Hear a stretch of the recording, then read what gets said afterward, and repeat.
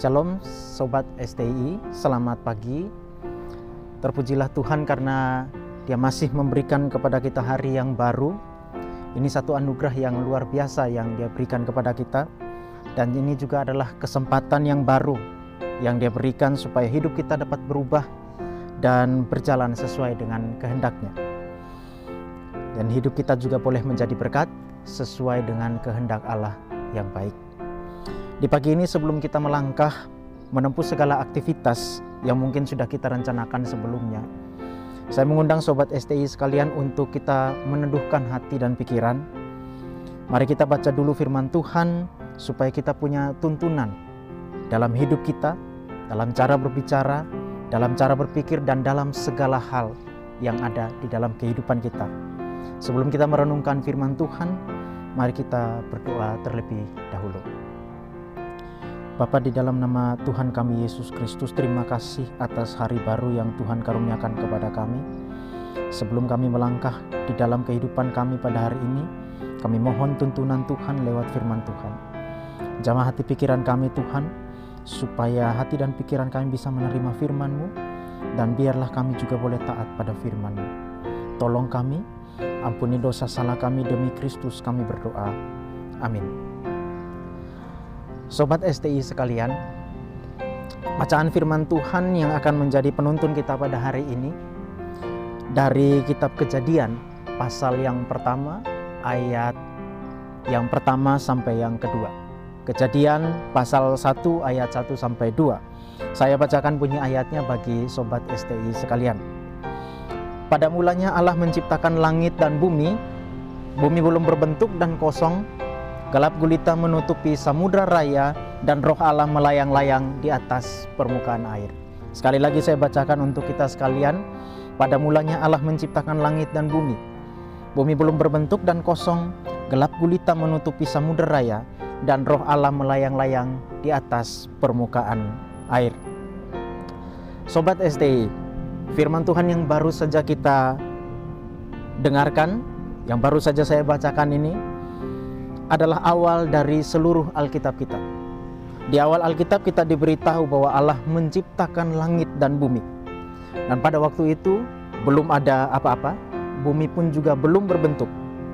Tapi kalau kita baca Kejadian 1 ini secara terus berlanjut, maka kita akan melihat bahwa dalam kekosongan itu, ketika bumi juga belum berbentuk apa-apa, tiba-tiba Allah berfirman dan mulai menciptakan satu persatu langit dan bumi beserta segala isinya. Dan di awal dari semua itu ada Allah. Sebelum sebuah hal tercipta, ada Allah. Sobat STI sekalian, mari kita merenungkan mengapa Musa ingin menyatakan bahwa sebelum segala sesuatu ada, Allah sudah ada terlebih dahulu. Musa sebagai penulis dari kitab Kejadian ingin menuliskan kepada bangsa Israel yang sedang mengembara di padang gurun selama 40 tahun pada waktu itu. Setelah mereka keluar dari tanah Mesir, mereka masuk ke dalam pengembaraan selama 40 tahun, dan nanti mereka akan menuju ke tanah perjanjian, tanah Kanaan. Di dalam pengembaraan itu, Israel berulang kali protes kepada Allah dan kepada Musa. Mereka tidak mau hidup susah di padang gurun. Mereka ingin kembali ke Mesir. Meskipun di Mesir mereka diperbudak, tapi paling tidak mereka bisa menikmati makanan-makanan yang lumayan enak mungkin di sana. Dan itu yang mereka pikirkan di dalam pengembaraan mereka. Mungkin di siang hari mereka diperbudak dengan kerja keras yang begitu melelahkan. Tapi di malam hari mereka bisa menikmati hidup dan menikmati makanan untuk kebutuhan hidup mereka. Dan berdasarkan itu mereka protes kepada Allah di dalam pengembaraan mereka. Nah, Musa menuliskan Kejadian 1 ayat 1 sampai 2 ini untuk menunjukkan bahwa ada Allah yang berkuasa atas langit dan bumi. Ada Allah yang berkuasa yang memecah keheningan dan kekosongan, dan kemudian menciptakan dari yang tidak ada menjadi ada. Selain itu, Musa juga ingin mempersiapkan bangsa Israel untuk masuk ke tanah perjanjian. Ketika Israel masuk nantinya, ke tanah perjanjian, mereka akan berhadapan dengan bangsa-bangsa yang kuat, berhadapan dengan bangsa-bangsa dan agama-agama asing, kepercayaan-kepercayaan yang asing. Dan Musa ingin supaya Israel mengingat bahwa mereka memiliki Allah yang jauh lebih berkuasa daripada bangsa-bangsa itu, memiliki Allah yang berbeda dan jauh lebih hebat, lebih kuat daripada dewa-dewa bangsa-bangsa lain itu. Israel memiliki Allah yang hanya dengan satu firman-Nya sesuatu dapat terjadi. Sobat STI, salah satu dosa Israel yang banyak kali terjadi sepanjang sejarah adalah penyembahan berhala.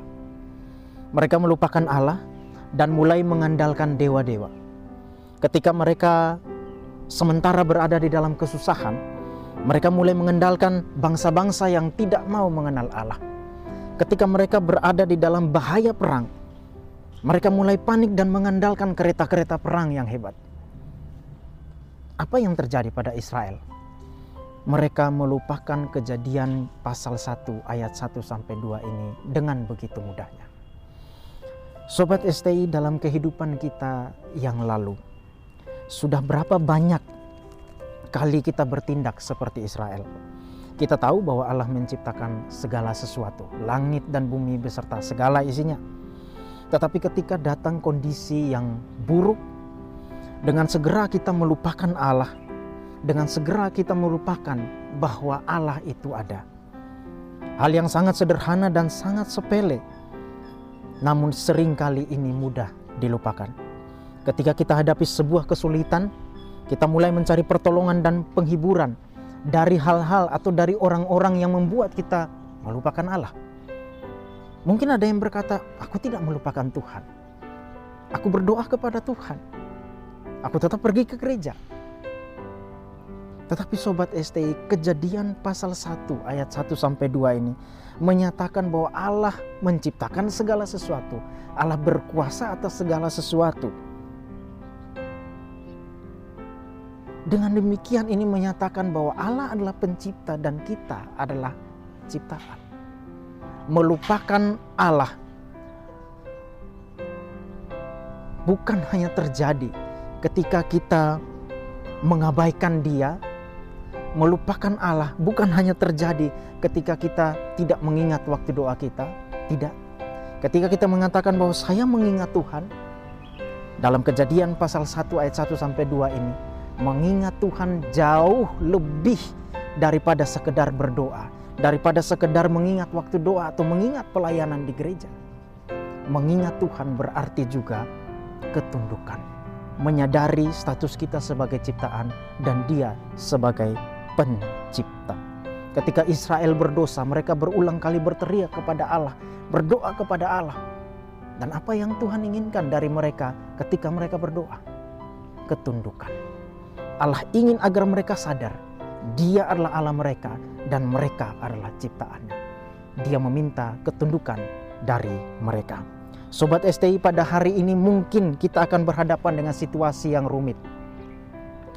Situasi yang buruk, tidak menyenangkan, tidak nyaman, situasi yang merugikan. Tapi biarlah Kejadian pasal 1 ayat 1-2 ini tertanam dalam hati dan pikiran kita. Bahwa ada Allah yang berkuasa di atas segala sesuatu. Ada Allah yang dapat menyelesaikan segala persoalan kita. Tetapi biarlah kita juga mengingat bahwa ada Allah yang merupakan pencipta kita dan kita adalah ciptaannya. Sehingga kita perlu hidup secara bertanggung jawab di hadapan Dia. Mari kita menjalani hidup ini pada hari ini dengan kesadaran bahwa ada Allah yang berkuasa dan bahwa ada Allah yang patut mendapatkan penghormatan di dalam cara-cara kehidupan kita. Kiranya Tuhan boleh memberkati Sobat STI sekalian pada hari ini. Tuhan Yesus memberkati. Amin.